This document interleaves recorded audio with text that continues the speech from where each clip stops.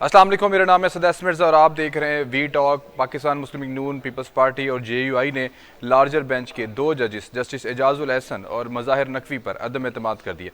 क्या ये मामला फुल कोर्ट को नहीं सुनना चाहिए? ये रिमार्क्स है जस्टिस अतर मिनल्ला के। समात में फारूक एच नाइक जो पीडीएम की तरफ से वकील थे, उन्होंने फुल कोर्ट की सदा कर दी। गुलाम डोगर केस में इंतखाबात को लाना बहुत ख़तरनाक है। एजाजुल एहसन और मज़ाहिर नकवी मुस्लिम लीग नून और जेयूआई का कोई मुकदमा ना सुने, ये था आज का उनका पीडीएम का मुतालबा। फारूक एच नाइक ने पीडीएम के मौक़िफ़ पर अदालत में पीडीएम का मौक़िफ़ पढ़ के सुनाया।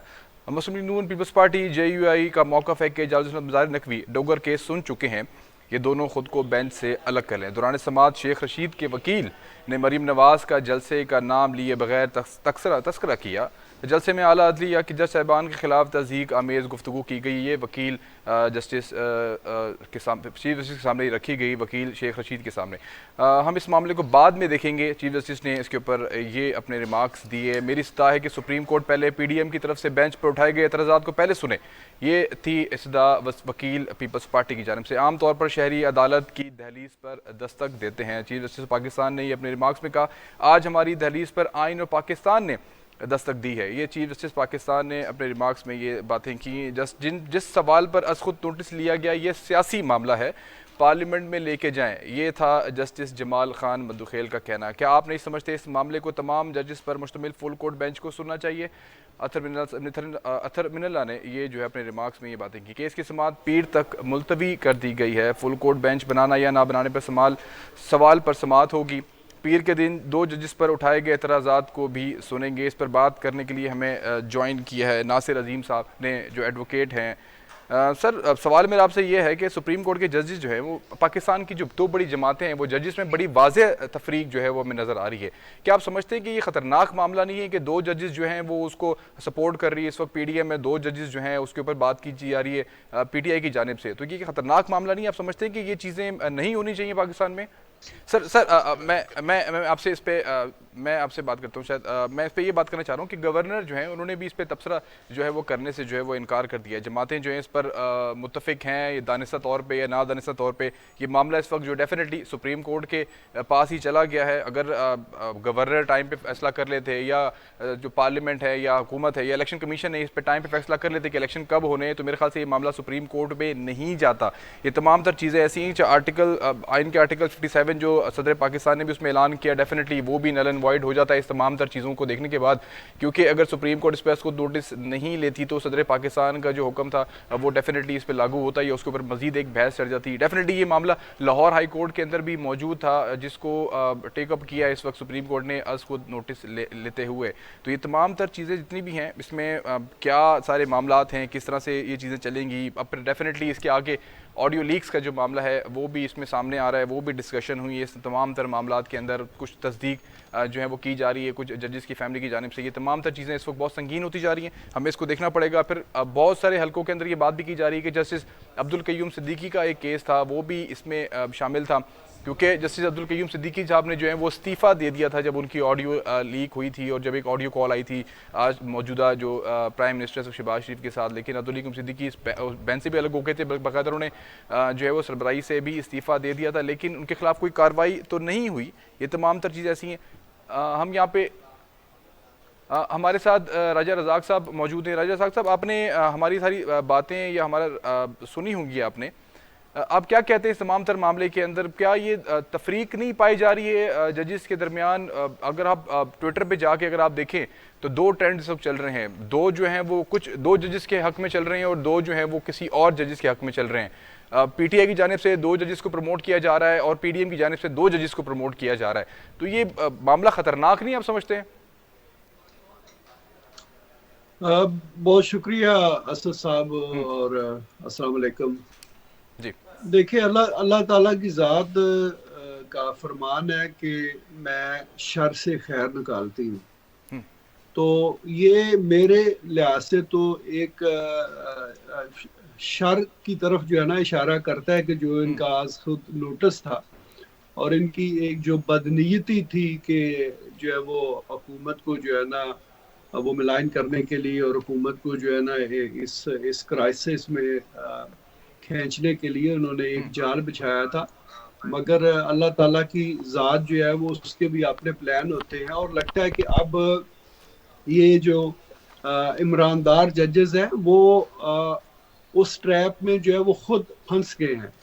और अगर जिस तरीके से आज पीडीएम ने जो है और हुकूमत ने स्टैंड लिया है, अगर इसी तरीके से ये इस चीज पे डटे रहे, तो मैं समझता हूँ कि आने वाले दिनों में ये पाकिस्तान की बेहतरी की तरफ भी ये चीजें लेके जा सकती हैं जी। पाकिस्तान को।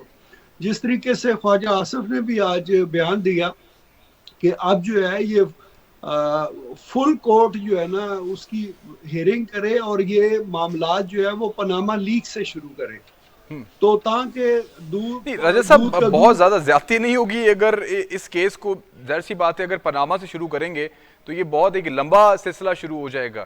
इसके ऊपर नहीं, जल्द से कोई जल्द लंबा फैसला नहीं नहीं होना है। चाहिए? एक हिजान की कैफियत जो पैदा हो गई है पाकिस्तान के अंदर, इससे निकलने के लिए कोई जल्द से जल्द कोई इकदाम नहीं उठाना पड़ेगा सुप्रीम कोर्ट को? नहीं, देखें देखें अब क्राइसिस, मुझे तो कोई क्राइसिस नजर नहीं आती, बल्कि मुझे चीजें जो है ना बेहतरी की तरफ जाते हुए वो नजर आ रही हैं, क्योंकि अगर ये इस तरह का बेहतरी की नोटिस तरफ जजेस सही। ना लेते, अगर जजेस इस तरह का नोटिस ना लेते, तो जो रिएक्शन आया है पीटीएम की तरफ से, हुकूमत की तरफ से, या ओवरऑल जो वकला जो हमारी बरादरी है, जो बार्स की तरफ से ये जो रिएक्शन आया, ये बड़ा अनएक्सपेक्टेड था शायद जजेस के लिए। तो इन जजेस को किसी ना किसी जगह पे तो ब्रेक लगनी थी। तो मैं समझता हूं कि ये राजा साहब, अगर न्यूट्रल होके अगर एक बात पे अगर सोची जाए, आपको लगता नहीं है कि चलें ठीक है, एक दो जजेस हैं जो लग रहा है कि जैसे इनको पीडीएम की तरफ से सपोर्ट हासिल है और वो कह रहे हैं कि इनको बेंच में शामिल किया जाए, और जो दो जजेस हैं, स्पेशली मैं जस्टिस काजी फाइज ईसा की बात करूं या जस्टिस मंदू खेल की बात करूं, आज ट्विटर के ऊपर भी पीटीआई की जानिब से काफ़ी ज़्यादा जो है उनकी ट्रोलिंग भी की गई और उनके खिलाफ जो है वो ट्वीट्स भी चलाए गए ऑफिशियल अकाउंट्स की तरफ से। तो ये चीज़ें, आप इस पे मैं आपसे सवाल करना चाह रहा हूँ कि ये चीज़ जो है पाकिस्तान के लिए कितनी खतरनाक होगी? आप समझते हैं कि दोनों तरफ से जो है एहतियात बरतनी चाहिए? नहीं, बिल्कुल बिल्कुल एहतियात की जरूरत नहीं है। देखें, ये जो जजेस हैं एहतियात की ये जरूरत नहीं है गैर आप आईनी काम जी। कर रहे हैं, ये गैर कानूनी काम कर रहे हैं। मैं पहले भी आपको पता है एक दो प्रोग्रामों में ये चीज मैं कह चुका हूँ, राजा ये साहब, वो कौन गैर जजेस है। कानूनी इवन काम कर रहे हैं? वो दो जजेस मैं काम कर रहे देखे हैं ना, जो पीडीएम सपोर्ट कर रही है, वो दो जजेस जिसको पीटीआई नहीं नहीं सपोर्ट नहीं कर रही नहीं, है? जो जजेस काम कर रहे हैं वो गैर आईनी कर रहे हैं। देखिए ना, अब मिसाल के तौर पे ये अता बंदयाल साहब ने पिछले दिनों बयान दिया जी कि हम जो ज़मीर के मुताबिक फैसला करते हैं। अगर इस तरह का बयान दुनिया के किसी और मजहब मुल्क में होता तो जज को उठा के बाहर फेंकते कि भाई तुम यहाँ पे बैठे जमीर की से फैसले तुमने नहीं कर रहे, तुमने फैसले नहीं करने हैं नहीं, आइन और देखें आप कानून वही, से। राजा साहब देखें आप वही बात कर रहे हैं ना जिसके ऊपर मैं सवाल उठा रहा हूँ कि एक एक्सट्रीम लेवल जो है ना, ये चीजें हमें इससे गुरेज करना चाहिए। अगर आप ठीक है, आपने नहीं, मिसाल दी कि एक्सट्रीम बाकी लाइन मुल्कों में ये अगर चीजें नहीं होती, अगर लेकिन एक्सट्रीम मेरा ये लाइन पे कहने का, आप देखिए नहीं मैं आपसे एक जाएंगे। मिसाल रखता हूँ आपके सामने। सुप्रीम जी जुडिशल जी काउंसिल, मेरे ख्याल से 75 साल हो गए, उसमें किसी किस्म का कोई आज तक फैसला नहीं हुआ। वो इसी काम के लिए तो बनाई गई है जो आप ये सवाल कर, आपने जो जवाब दिया है कि फला फला जज हैं, उन्होंने ये बयान दिया, बाकी मौजूद मुल्कों में ये चीज़ें नहीं होती, उसके लिए एक जुडिशल काउंसिल मौजूद है। तो वहां पर लेके क्यों नहीं जाते इन तमाम चीज़ों को? आज तक वहां, मैंने तो शायद इतनी रिसर्च की है इसके ऊपर, मैंने आज तक किसी किस्म का कोई फैसला नहीं सुना वहां से। नहीं, देखिए हमारे साथ जब इस पे पूरा राजा साहब एक मिनट आप होल्ड करिएगा। नासिर अजीम साहब जो है वो हमारे साथ मौजूद हैं। नासिर साहब, क्या आप इस पे कहेंगे? राजा साहब ने मिसाल दी, मेरे ख्याल से आपने भी सुनी होगी, लेकिन क्या ये चीज़ें गलत नहीं है पाकिस्तान के अंदर? इस तरह होना चाहिए आप समझते हैं कि जजेस जो हैं वो मतलब पिक एंड चूज हो रही है कि ये मेरे जज हैं, ये मेरे जज हैं, ये बड़ी जमातें कर रही हैं सर? ये कोई, मैं समझूं कि कोई खेल तमाशा या कोई ड्रामे का स्क्रिप्ट नहीं है, ये पाकिस्तान की दो बड़ी जमातें जो करोड़ों वोट लेके आई हैं इस मुल्क के अंदर, वो ये सब कुछ कर रही हैं। देखिए मिर्जा साहब, बात यह है कि आप दो जमातों की बात कर रहे हैं और दो जमातों की रवैया या दो जमातों की तर्जमानी या दो जमातों की कह लें कि उनकी प्रेस की बात करें कि वो क्या प्रेस रिलीज जारी करते हैं या प्रेस टॉक क्या करते हैं। बात इतनी है कि कभी ये कहते हैं कि जेल भरो तहरीक का ऐलान हम करते हैं, कभी ये जेल भरने चले जाते हैं और उसके बाद पता ये चलता है कि आप कहते हैं कि हमें जमानत पे बाहर निकलवाया जाए। पीडीएम की बात कर लें तो कभी वो कहते हैं कि महंगाई होगी ये मुल्क में, और फिर पीडीएम फरमाती है कि अब तो महंगाई नहीं रही, 9 महीने हमने तकरीबन हुकूमत कर ली है। कहाँ पेट्रोल था, कहाँ ले गए। ये सारी जमातों का यही हाल है। जब इन्हें कोई नहीं मिलता तो इनके लिए कोई मजाक बन चुका है हर इदारा या किसी भी डिपार्टमेंट को ये जिम्मेदार ठहरा देते हैं। देखिए ना, इनका काम ही नहीं बनता कि सुपीरियर जुडिशरी की अगेंस्ट कोई बात करे, इन्हें इस मामले में पढ़ना ही नहीं चाहिए। सुपीरियर जुडिशरी ने खुद नोटिस लिया, उन्होंने बेंच बनाया, अब समाअत हो रही है, मुल्क में आईनी बुरान पैदा हुआ। आइन को देखना होता है कॉन्स्टिट्यूशनल कोर्ट्स ने, हाई कोर्ट्स देखती हैं, सुप्रीम कोर्ट देखती है। आइन की तशरीह हमेशा कॉन्स्टिट्यूशनल कोर्ट्स करती हैं, ना कि सियासतदान ने करना है और ना ही कोई पॉलिटिकल पार्टी के जो वर्कर्स लॉयर्स होते हैं उन्होंने करना है, क्योंकि वो तो बायस्ड होते हैं। या तज्जियाकार जो एनालिस्ट एंड लीगल एक्सपर्ट जो न्यूट्रल लोग होते हैं वो आपसे ये बात कर सकते हैं, या हाई कोर्ट्स और सुप्रीम कोर्ट्स आपकी तशरीह करके दे सकते हैं आइन की, कानून की। अगर वो कर रहे हैं, मुल्क में आसानी पैदा कर रहे हैं, तो ये बेसिकली सियासतदानों ने इस डगर पे चल निकले हैं। ये चाहते हैं कि पाकिस्तान में इसी तरह का माहौल रहे, आईनी बुरान रहे। देखें, मैं सब पार्टियों के उन मामलात की बात कर रहा हूं जहां पे इन्होंने ज्यादती की पाकिस्तान के साथ। देखें कहां हुआ, पहले पाकिस्तान तहरीक इंसाफ के हाथ चढ़ा, कासिम सूरी से लेकर वज़ीर आज़म साहब से लेकर सदर पाकिस्तान ने आइन शिकनी की, उन्होंने आईनी बुरान पैदा कर दिया। वो बात हल हुई supreme court, honourable supreme court Pakistan की जानिब से। उसके बाद गवर्नर के हाथों में चीजें गई, कभी यहाँ पे कभी वहां पे। अब नून लीग के जो गवर्नर साहब बैठे हुए हैं वो भी आइन शिकनी कर रहे हैं। उसके बाद जो मामला आप देखें, पाकिस्तान तहरीक इंसाफ के सदर पाकिस्तान आरिफ अलवी साहब, उन्होंने भी आईनी बुरान पैदा करने में एक अपना रोल प्ले कर दिया। जब गवर्नर आइन शिकनी कर रहा है, मामला सब जुडिशल और हाई कोर्ट के पास, तो आपको वेट करना चाहिए, बजाय इसके कि सदर पाकिस्तान एक अपना कानून निकाल कर और अपनी आइन की तशरीह करके। देखिए ना, एक डेंटिस्ट डॉक्टर है, वो प्रेसिडेंट पाकिस्तान है, उसको क्या पता आइन क्या कह रहा है, और आइन का मजाक बना दिया, आइन से खिलवाड़ कर रहे हैं। ये तो ज्यादती है ना पाकिस्तान के साथ। देखें, आप सियासतदान कर क्या रहे हैं, कोई कहता है हुकूमत मुझे दो, कोई कहता है मुझे दो, कोई कहता है मुल्क मेरे हवाले करो, कोई कहता है मेरे हवाले करो, ना महंगाई की किसी को फिक्र। आपकी इसी बात को मैं यहाँ पे काटूंगा। मैं सिर्फ सवाल करना चाहूंगी, ख्वाजा आसिफ साहब ने आज पार्लियामेंट में एक बयान दिया, उन्होंने कहा कि मामला जो है वो पार्लियामेंट में ही तय होने चाहिए, और जस्टिस मंदू खेल साहब ने भी यही बात की। उन्होंने भी सेम यही रिमार्क्स दी। उन्होंने कहा कि ये सियासी मामला है, इसको पार्लियामेंट में जो है हल होना चाहिए। तो आप ये समझते हैं कि ये बड़ा एक अजीब किस्म की कैफियत पैदा हो गई, ये एक इख्तलाफ भी पैदा हो गया। आप समझते हैं कि ये मामला पार्लियामेंट में जाएगा या ये बेंच जो कायम रहेगा या नहीं रहेगा? बेंच पे भी सवालिया निशान है, उसके ऊपर भी सवालात उठा दिए गए हैं, वो भी फैसला पीर के दिन होगा। तो आप समझते हैं आने वाली जो मामला है वो किस तरह देख रहे हैं आप? मिर्जा साहब, बीइंग ए लॉयर, मेरा किसी जमात से कोई ताल्लुक नहीं। मैं आपके मीडिया के लिए एज लीगल एक्सपर्ट और एज एनालिस्ट अपनी सर्विसेज देता हूं। मैं न्यूट्रल बात करता हूं। बीइंग ए लॉयर, मैं अपनी सुपीरियर जुडिशरी के साथ खड़ा हूं, और मैं सियासतदानों के हर उस एक्ट की और हर उस बात की कंडेम करता हूं जो हमारी जुडिशरी के खिलाफ बात करते हैं, ये ज्यादती करते हैं। इनका कोई काम नहीं बनता कि ये इदारों के खिलाफ बात करें। उसकी वजह ये ज्यादती है कि उन्होंने ये कहा कि मामला पार्लियामेंट में जो है हल होना चाहिए।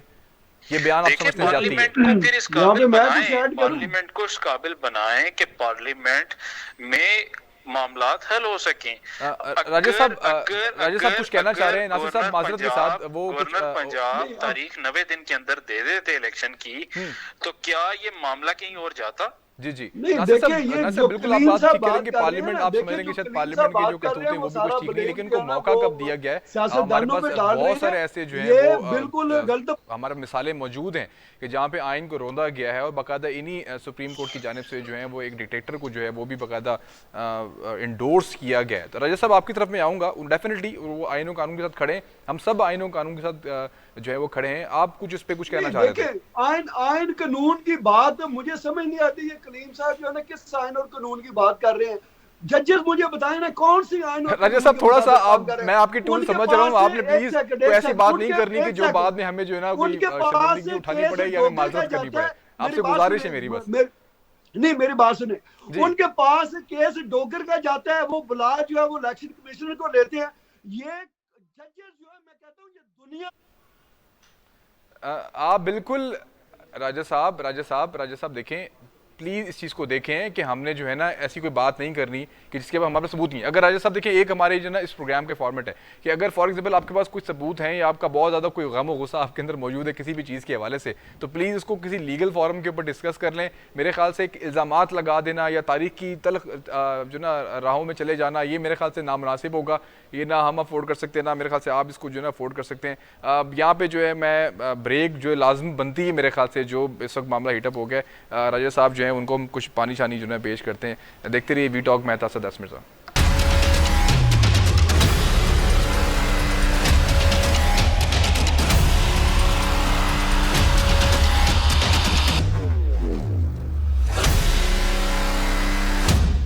वेलकम बैक जी। ब्रेक से पहले हम सुप्रीम कोर्ट में होने वाले आज कार्रवाई के बारे में हम गुफ्तगू कर रहे थे। हमारे साथ मौजूद हैं नासिर साहब, जो एडवोकेट हमारे साथ मौजूद हैं। नासिर साहब, आपसे एक मैं बड़ा अहम सवाल करना चाहूँगा। सुप्रीम कोर्ट बार काउंसिल ने जो है वो जस्टिस जो मज़ाहिर नकवी साहब है उनके खिलाफ जो रेफरेंस जो है वो दायर कर दी है। आज मैं सुन रहा था सुप्रीम कोर्ट बार के जो सदर है उनके हवाले से, वो कह रहे थे कि इंशाल्लाह ताला इस पर ज़रूर जो है वो मुस्बत कार्रवाई होगी।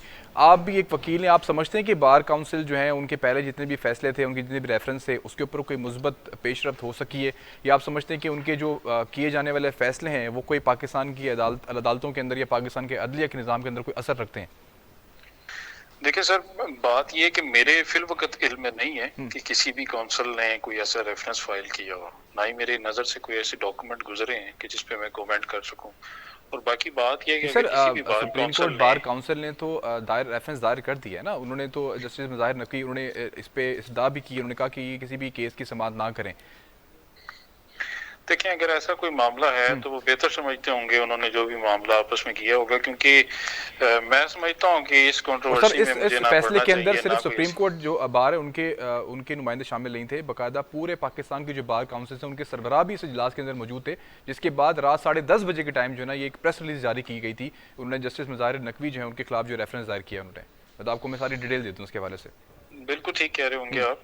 तो इस पे आप कमेंट क्या लेना चाह रहे हैं? आप स्पेसिफिक सवाल करें। मैं आपसे ये सवाल करना चाह रहा हूँ कि क्या ऐसे कोई फैसले आप समझते हैं कि बार काउंसिल के पास इतनी अथॉरिटी होती है, बीइंग अ वकील आप एक लॉयर भी हैं, उस हवाले से क्या उनके पास इतनी अथॉरिटी होती है, क्या वो इस फैसले को जो है वो अमली जामा जो है वो पहना सकते हैं? आप समझते हैं जिस तरह काजी फाइज का केस था, उन्होंने बाकायदा अपना केस लड़ा और उन्होंने सुरखरू भी हुए काजी फाइज साहब, बाकायदा उनके ऊपर केस चला, बाकायदा वो बार काउंसिल जुडिशल काउंसिल के अंदर पेश भी हुए। आप समझते हैं कि जस्टिस मज़ाहिर नकवी जो है उनके हवाले से भी इसी तरह की हमें कोई मिसाल जो हमें होती हुई नजर आएगी? मिर्जा साहब, मैं आपको ना कानून की बात बताता हूँ और आपको रेफरेंस की असूल बताता हूँ, या रेफरेंस फाइल कैसे हो सकता है या कब हो सकता है, या अगर कोई करता है तो किस कैपेसिटी में। देखें, रेफरेंस एक आम शख्स भी उठ के फाइल कर सकता है। आप काउंसिल का जिक्र कर रहे हैं कि काउंसिल ने रेफरेंस फाइल कर दिया और उन्हें कोई एतराजात थे या कोई मामला पेंडिंग थे या कोई बात है जो फर्दर उन्होंने मंतकी अंजाम तक पहुंचानी है। बात यह है, अगर आप चाहें रेफरेंस फाइल करना और आपके पास सबूत मौजूद हैं, तो आप इंडिविजुअल एज प्राइवेट शख्स भी जाके सुप्रीम जुडिशल काउंसिल में रेफरेंस फाइल कर सकते हैं। आपको याद होगा जैसे सदर पाकिस्तान ने अपनी कैपेसिटी में एक सबका दौर में उन्होंने एक रेफरेंस फाइल किया था जो उनकी हद तक कामयाब नहीं हुआ। लेकिन ये जो आप अभी फरमा रहे हैं कि रेफरेंस कोई भी फाइल कर सकता है, सबूत का होना जरूरी है। आपको याद होगा कि एक हमारे ही साबिक जज हैं जो माजूल हुए, वो भी एक रेफरेंस की बुनियाद पर हुए थे, सन 2018-19 की बात है। तो रेफरेंस फाइल करना तो कोई ऐसी बात नहीं कि कोई स्पेसिफिक लोग कर सकते हैं, कोई भी कर सकता है, लेकिन इसके लिए आप समझते हैं कि आपके पास सबूत मौजूद हो। अच्छा सर, एक बेस बना के जो है वो ऑडियो लीक्स डेफिनेटली उसकी बेस बना के उस रेफरेंस को जो है फाइल किया गया। आप क्या समझते हैं कि ये पाकिस्तान के अंदर जो एक ऑडियो लीक्स का सिलसिला शुरू हो चुका है, आप समझते नहीं कि पहले उसकी तहकीकात होनी चाहिए, उसके बाद उसको जो है वो मीडिया के ऊपर भी चलाया जाए या बाकी फॉरम्स के ऊपर भी उसको रन किया जाए?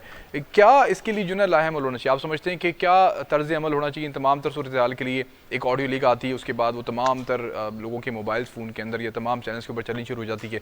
आप समझते हैं कि इसके लिए कोई ऐसा फॉरम या बनाना चाहिए लॉयर्स की तरफ से या बार काउंसिल्स की तरफ से? अगर फॉर एग्जांपल आगे आने वाले वक्त में भी इस तरह की कोई लीक्स वगैरह आती हैं तो उसके ऊपर कोई एक ठोस इकदाम किए जाएं।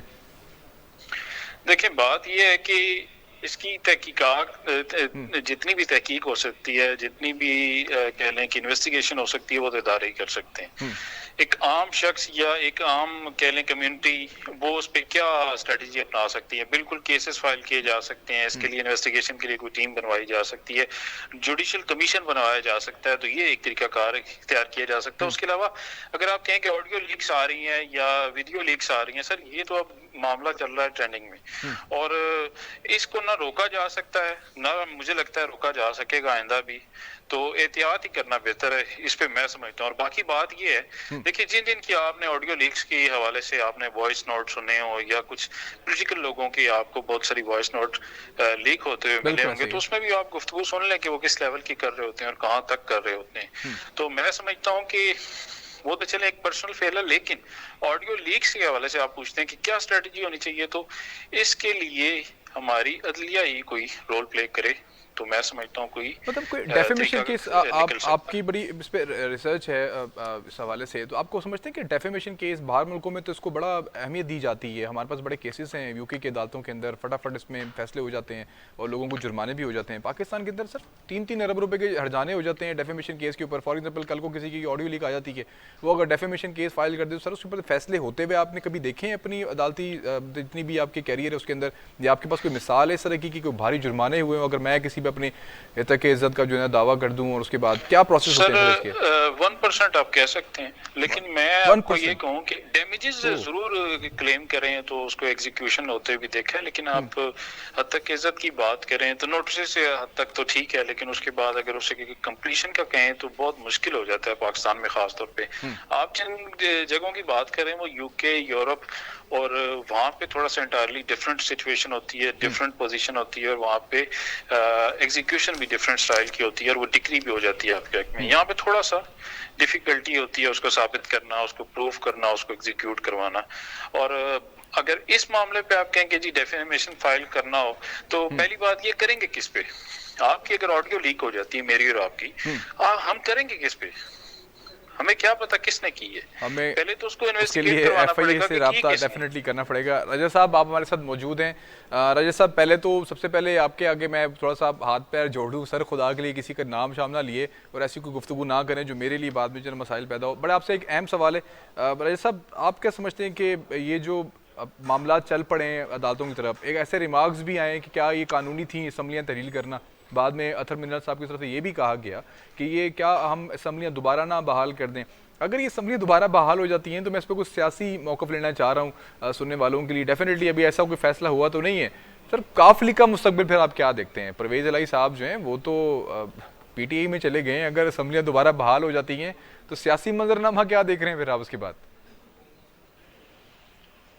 देखिए अब आवाज़ आपकी बहुत टूट टूट के मेरी तरफ आ रही थी, मैं एग्जैक्टली वो समझ तो नहीं पाया, बट जो थोड़ा सा आई थिंक शायद आपने जो असम्बलियाँ डिसॉल्व हुई हैं उनकी तरफ भी आपने इशारा किया है कि ये देखें मेरा मैं सवाल आपसे दोबारा कर लेता हूँ। मैं ये कह रहा हूँ कि अगर असम्बलियाँ जो हैं दोबारा बहाल कर दी जाती हैं, क्योंकि आज रिमार्क्स ये भी दिए गए कि क्या असम्बलियाँ तहलील करना जो है वो गैर कानूनी था या कानूनी था, इस पर भी बातचीत हो रही है। तो काफ लीग का मुस्तकबिल आप क्या देख रहे हैं अगर पंजाब असम्बली दोबारा बहाल हो जाती हैं? क्योंकि अब जो PDM है या इलेक्शन कमीशन है या पोजीशन इस वक्त जो तमाम तर मामला देख रहे हैं, जो एक पूरे एक आप समझते हैं कि जो एक देग तैयार हो रही है, वो तो इसी बात पे हो रही है ना कि हमारे पास पैसे नहीं है, हम इलेक्शन नहीं करवा सकते, तो फिर इनको कौमी असम्बली की जो कौमी असम्बली है उनके साथ फिर इनको तहलील कर देंगे, 3-4 महीने के लिए बहाल कर दें, फिर कौमी असम्बली और सूबाई असम्बली के इलेक्शन एक साथ करवा दें। ये भी एक फार्मूला है जिसके ऊपर बातचीत की जा रही है। जी बिल्कुल सही बात है। अब इस पे देखें ना, ये अगर इन चीजों पे भी अगर बात वो आगे जाके करेंगे कि एक बंदा जो है वो बाहर बैठा हुआ है जिसका कोई लेना देना नहीं है पार्लियामेंट के साथ, वो डिक्टेट कर रहा है 2 सूबों की असम्बलियों को जो 5 साल के लिए जिनको लोगों ने मुंतखब किया है, वो उनको ऑर्डर दे रहा है कि आप असम्बलियाँ डिसॉल्व कर दो। तो ये किस हद तक जो है ना वो बंदा अथराइज्ड है, ठीक है जी। एक चीज तो ये है कि उस एंगल को भी देखा जाएगा, और हो सकता है कि ये असम्बलियां जो है वो दोबारा जो है वो रिस्टोर हो जाए। अब अगर जब रिस्टोर दोनों असम्बलियां होती है, अगर पंजाब की अगर बात करें तो जो परवेज इलाही साहब ने कदम उठाया है कि उन्होंने अपनी पार्टी जो है वो छोड़ के और सारे बंदों को लेके जो है ना वो चले गए पीटीआई में, उन्होंने अनाउंसमेंट भी कर दी है। और उसके साथ साथ जो है वो चौधरी शुजात साहब ने भी जो है वो उनकी रुकनीत खत्म कर दी है। तो इसका मतलब तो ये हुआ कि उनके जितने वोट थे अब वो जाया हो चुके हैं। तो अब असम्बली में पंजाब असम्बली में जो वोटों की तादाद है उसको आप देखें तो ये ऑटोमेटिकली जो है ना वो उससे अब वैसे ही आउट हो गए हैं। तो अगर वो रिस्टोर होते हैं तो जाहिर है मुस्लिम लीग नून की जो है वो वहाँ पे गवर्नमेंट जो है वो आसानी से बन सकती है, और केपीके भी अगर वो रिस्टोर कर देते हैं तो अच्छी बात है, जो है ना उसमें काम चलेगा। तो इसीलिए मैं कहता हूँ कि ठीक है, वक्ती तौर पे हमें चीजें नजर आती हैं कि इस तरीके से हो रही हैं कि शायद ये मुल्क में बुरान जो है ना वो जन्म ले रहा है, मगर जिस प्रोसेस से सब क्या आप समझते नहीं कि 9 अप्रैल के बाद पाकिस्तान अभी तक संभला नहीं है सियासी तौर पे, ना माशी तौर पे ना सियासी तौर पे। 9 अप्रैल से जो हम लोगों ने एक हिजानी कैफियत पाकिस्तान के अंदर देखी है, जो हमने पंजाब असम्बली के बाद हमने सूरत हाल देखी, कभी परवेज़ इलाही साहब वज़ीर आला बन रहे हैं, कभी हमजा शहबाज वज़ीर आला बन रहे हैं, फिर परवेज़ इलाही जो है वज़ीर आला बन रहे हैं, कभी अरकान डिनोटिफाई हो रहे हैं, कभी 6 हल्कों में इलेक्शन दोबारा हो रहे हैं। आज फिर आपके पास आपको पता है कि एक ब्रेकिंग न्यूज़ भी है कि 32 अरकान जो है इलेक्शन कमीशन ने उनको जो डिनोटिफाई था उसको जो है ना वो मुअत्तल कर दी है, फिर वो दोबारा बहाल हो गए। एक तरफ जो स्पीकर कौमी असम्बली है वो इलेक्शन कमीशन को जो है ना वो दरख्वास्त दायर करते हैं कि इनका डी नोटिफाई करें, वहाँ से इस्तीफे मंजूर हो जाते हैं। सर ये 9 अप्रैल के बाद से लेके आज के दिन तक ये जो एक सूरत हाल पैदा हुई है, एक आम आवाम जो है उसको आप किस तरीके से सूरत हाल को आगाह करेंगे? अगर कोई एक आम शख्स सुन रहा है बेसिकली, तो वो उसको आप किस तरह से एक्सप्लेन करेंगे कि हो क्या रहा है इस पाकिस्तान के अंदर? देखिए, जिस दलदल से पाकिस्तान निकला है पिछले साल अप्रैल, और मैंने आपसे ये पूछा नहीं कि जिम्मेदार कौन है, वो मुझे लग रहा है आप खुद ही बता देंगे। मैं जिम्मेदारी की तरफ नहीं आ रहा, मैं जिम्मेदारी की तरफ नहीं आ रहा। मैं कह रहा हूं कि जिस बुरान से पाकिस्तान निकला, जिस दलदल में पाकिस्तान गिरा हुआ था, जाहिर है उसमें से निकलने में थोड़ा सा एक तो टाइम लगेगा, और सेकेंडली जो है वो जो काम कर रहे हैं, जाहिर है न्याजी साहब जो एक है जानी कफियत उन्होंने जो है ना अपनाई है, उससे यकीनन पाकिस्तान का ओवरऑल जो है ना वो पॉलिटिकली काफी उस पर असर तो होता है। मगर इसके बावजूद मैं समझता हूँ कि लोगों को इत्मीनान रखना चाहिए। इसमें कोई दो राय नहीं है कि इस वक्त पाकिस्तान हर लिहाज से बहुत मुश्किल में है, इकोनॉमिकली भी बहुत मुश्किल में है। महंगाई जो है वो गरीब जाहिर है बेचारा उसमें पिस रहा है, बाकी बड़ों को तो उससे कोई फर्क नहीं पड़ेगा। तो यकीनन इस वक्त जो है वो बहुत सारे मसाइल हैं, मगर हमें यकीन है कि मैं एक जो चीज़ जो है ना, एक यहाँ पे एक हमारी आर्टिस्ट भी और व्लॉगर भी है इफ़त उमर जो है ना, उन्होंने बहुत अरसा पहले एक जगह पे बात की थी, और उसने बात की थी कि ये जो हुकूमत है इनका मुझे यकीन जरूर है कि ये पाकिस्तान को मसाइल से निकाल जरूर लेगी, मगर जो पहले थे उनको तो पता ही नहीं था, उनकी तरजीहात ही कुछ और थी। तो इसलिए हमें पुरुमीद रहना चाहिए, घबराना नहीं चाहिए। इस तरह के मसाइल आते रहते हैं। आप इंग्लैंड में देखें ना कि बड़ी मेहरबानी है राजा साहब आपकी, आपने जो पुरुमीद वाला जो लफ्ज इस्तेमाल किया ना, यकीन करें दिल बाग बाग हो गया। शुक्र है आपने कोई पुरुमीद वाली बात भी की। नहीं, मैं पुरुमीद हूँ, इसीलिए मैं कहता हूँ ना कि देखे जब अब अदालतों की भी बात करते हैं, ठीक है जी, अब अदालतों में देखे कितने लाखों केस जो है ना वो पेंडिंग है, उनकी तरफ कोई तवज्जो नहीं देता। ये एक लेसन है उन सब के लिए कि आपने अपने अपने दायरे में चलना है। मैं यही सवाल जो है ना, इसी सवाल को मैं नासिर साहब के पास जो है ना लेके चलूंगा, वो हमारे साथ इस वक्त मौजूद हैं। नासिर साहब, बहुत सारे ऐसे केसेस हैं लाहौर हाई कोर्ट के अंदर, इस्लामाबाद हाई कोर्ट के, मुल्क की अदालतों के अंदर बड़े संगीन किस्म के जो हैं वो मसाइल भी होते हैं। कहीं रेप का केस है, कहीं डकैती का केस है, कहीं कत्ल के मामलात हैं, कई लोगों की जायदादों के केसेस चल रहे हैं। सर ऐसी हालात में, ऐसे सूरत हाल के अंदर आज लाहौर हाई कोर्ट के अंदर शाह महमूद के जो बेटे हैं उन्होंने एक रिमार्क्स दिए, जिसके ऊपर लाहौर हाई कोर्ट के अंदर सही कह के जो है ना वो लगे। उन्होंने कहा कि भाई आप जब गिरफ्तारी देनी थी तो अब आपको इतनी जल्दी किस चीज़ की है। फिर जस्टिस शहराम ने भी वकील से ये मुकालमा किया कि आप अदालतों के साथ खेल रहे हैं। इस पर वकील ने कहा कि ये अलामती गिरफ्तारियां थी, हम जमानत नहीं मांग रहे, इनके हकूक़ के तहफ़्फ़ुज़ के लिए आए। आप समझते हैं कि दरख्वास्त गुजार ने जब ये बातें की तो उसके बाद कह के लगने शुरू हो गए। कहने का मतलब सिर्फ यही है कि सर ये एक जमात क्या अदालतों के साथ नहीं खेल रही, उनका वक्त ज़ाया नहीं कर रही, एक तरफ गिरफ्तारियां देते हैं, बाद में जमानतें कराते फिरते हैं और बाद में बीमारियों के बहाने बनाते फिरते हैं। क्या कोई प्लानिंग नहीं है? अदालत को उसके ऊपर कोई सख्त एक्शन लेना चाहिए, क्योंकि उन्होंने कहा, क्या जैसे शहराम ने आज ये कहा लाहौर हाई कोर्ट में कि ये आप खेल रहे हैं अदालतों के साथ, ये मजाक कर रहे हैं आप। इस पर आपका क्या मौकफ है सर? और आपके पास कोई वैसे दरखास्त आई है? स्टार्ट में आपसे बात की ना, ये साइकोटिक हो गए हैं। देखें, एक तरफ फरमाते हैं कि हमने जेल भरो तहरीक करनी है, दूसरी तरफ कहते हैं कि फिल फॉर हाई कोर्ट चले जाते हैं, लाहौर हाई कोर्ट, और वहां जाके दरख्वास्त दे देते हैं कि अब हमें बताया जाए कि हम कहाँ हैं, हमारे बंदे कहाँ हैं। मीडिया पे चल चुका है कि फलां शख्स फलां जेल में है, फलां शख्स को कोर्ट लखपत ले जाया गया, फलां को बकर, फलां को फलां जगह पे। देखे ना, जो जेल भरो तहरीक है, तारीख आप उठाएं, आप पढ़ें। मैंने एक चैनल पे इत्तेजाज अहसन साहब को भी कहते हुए सुना, जब वो उस वक्त में जेल भरो तहरीक के हवाले से उन्होंने खुद देखी हुई बात ऑब्जर्व की हुई और उन्होंने वो बातें भुगती हुई, वो फरमा रहे थे कि जब जेल भरो तहरीक होती है तो फिर ये नहीं पता करना होता कि आप मुझे कहाँ लेकर जा रहे हो, और नेल्सन मंडेला बनना होता है। फिर आपने कहना होता है कि मुझे जमानत नहीं चाहिए। ये कभी कहते हैं कि हमने जेल भरनी है और कभी कहते हैं कि उनकी फैमिलीज आ गई है जमान पार्क में, उन लोगों की, उन कारकुनान की, उन नौजवानों की, वो कहते हैं हमारी औलादें किधर गई हैं, ये तो गिरफ्तारी देने के लिए गई थी। ये आप समझते हैं कि ये मजाक नहीं हो रहा है इस वक्त जेल भरो तहरीक? और जो हमारे एक बहुत बड़े एंकर भी हैं मीडिया चैनल के, उन्होंने भी यही बात की कि इमरान खान को एहसास नहीं है इस बात का कि ये जेल भरो तहरीक कितना बड़ा मजाक बन चुका है इस वक्त पाकिस्तान के अंदर।